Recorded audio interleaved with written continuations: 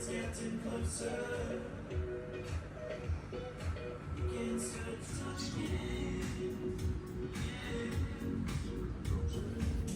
привет!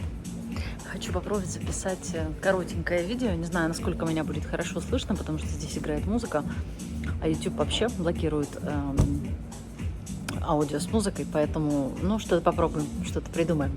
У меня здесь вкусный, приятный сок. Соберем такой осенний. Вот, лимоны. Я там вам уже сняла нарезочку. Такие осенние бодомские лимоны. И по следам последней консультации, вы, наверное, помните, что раньше я делала живые эфиры на Инстаграме, да, и мы по горячим следам разбирали, в общем-то, ваши инсайты, которые мы с вами прорабатывали на консультациях. Так вот, по итогам последних консультаций я хотела с вами обсудить одну интересную, быстренько так, пробежаться по верхам, одну интересную такую вот ситуевину, которая случается с нами, женщинами, да, после того, как мы прошли то у многих непростое детство, да, которое сейчас доставляет, потому что в основном ко мне обращаются люди, которые, допустим,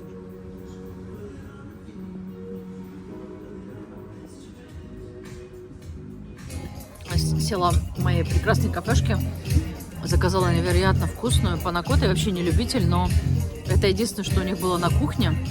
В общем, я уже надкусила, не знаю, как показать, но она, во-первых, вот такая вот, как желейная, настолько вкусно, просто обалдеть.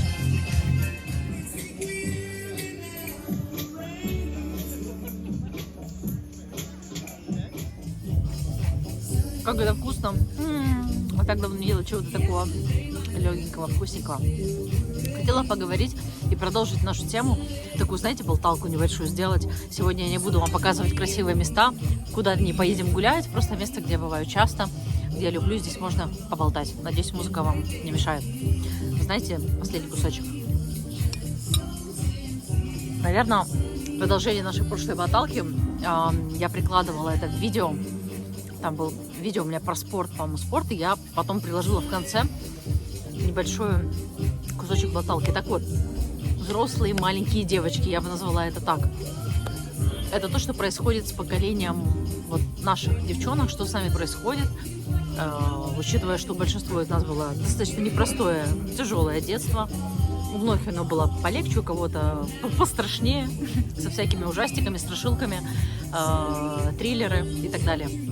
И, конечно же, это девочки, у которых зачастую не было любви отца, а любовь матери была очень скомканная, сжатая, холодная, твердая, не теплая, ледяная, иногда очень такая, знаете, абстрактная любовь, которая или подавала через заботу. Ну, в общем, это не была не безусловная материнская любовь. В общем, вы все понимаете, о чем я говорю. Сейчас не буду разжевывать эти психологические термины и так далее. Вы прекрасно знаете все о себе сами, мы все сами с вами о себе знаем. Поэтому вот у таких девочек, да, которые, к сожалению, должны были в детстве стать очень сильно рано взрослыми и очень часто сами себя спасать, растить, вытягивать. И многие там со студенческих лет уже становились такими взрослыми, да, самостоятельными. Так вот, этим девочкам, про которых мы говорили в прошлое время, что им очень хочется потом, когда появляется такой надежный мужчина, сесть ему на ручки, свесить на шею, сесть, ножки свесить и так далее.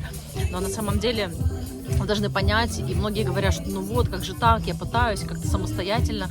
Вы поймите, на самом деле в этом ничего нету плохого. То есть если в вашу жизнь, в вселенную пришел мужчина, который может вас донянчить, да, и вы не просто этим пользуетесь, не пользуетесь, паразитируете на этом, а действительно осознанно с помощью этого человека, да, который дает вам безусловную любовь и дает вам заботу, и вы можете себя довырастить, дозреть себя, дополучить то, что вы не получили в детстве, в этом нет ничего плохого. Поэтому сейчас у нас там и в Инстаграме, везде вы можете увидеть кучу девочек, которые возьмите меня на ручки, там я устала, девочка. Ну и что? И вы, что в этом плохого? Это хорошо, это нормально.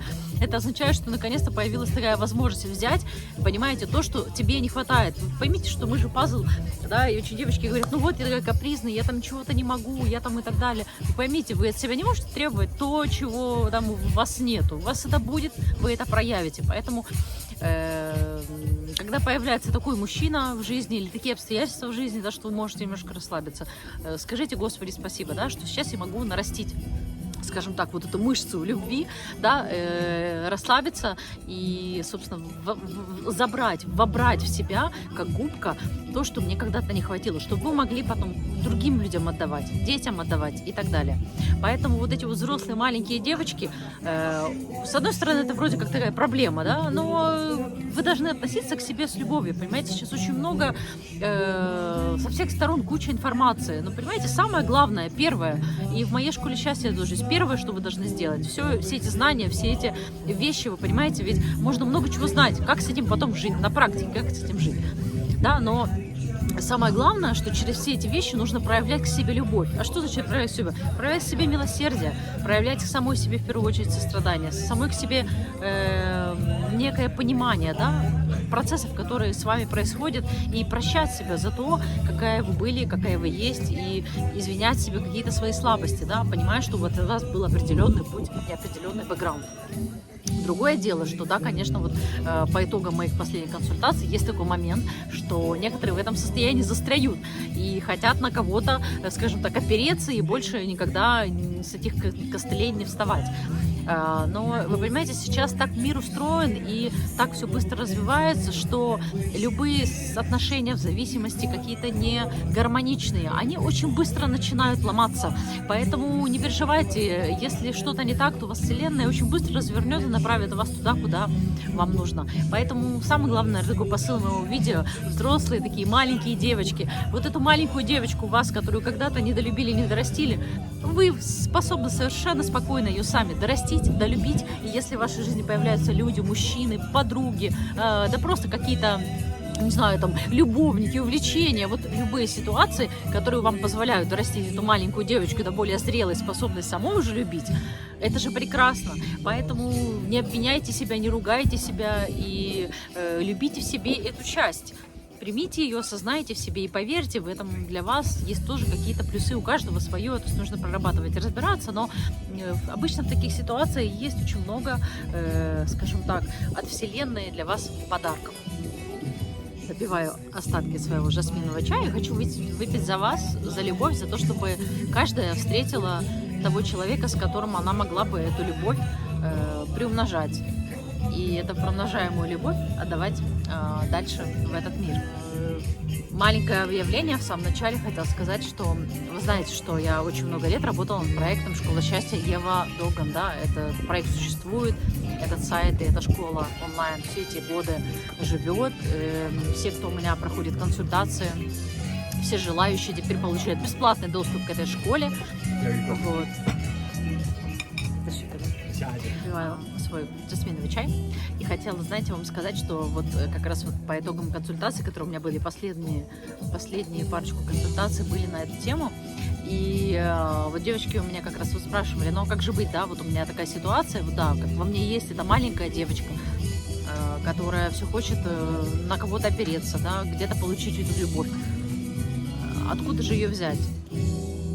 Но вы должны понять, что даже вот я не просто так создала свою школу счастья, да, у меня появился курс «Разбуди в себе богиню» именно потому, что для того, чтобы встретить именно своего мужчину, с которым вы смогли бы уже создавать именно какие-то такие пространства, отношения, не просто, знаете, такую зависимость или какие-то странные дорабатывания своих травм детских, да, чтобы вы уже соединились в любви и зрелости, да, для этого нужно себя немножечко, так сказать, взрастить, все-таки вырастить себя, да, и для того, чтобы себя вырастить, вот я как раз создала этот курс, уже ему много лет, он до сих пор актуален, поэтому, кто хочет, обязательно проходите после консультации, если вы со мной работаете, я дарю этот подарок.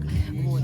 Поэтому, если вы еще вам некому говорите, вот Ева, вот как, вот у меня нету мужчины, который может меня там как-то вот обогреть, дать мне какое-то плечо надежности и как-то стать для меня опорой.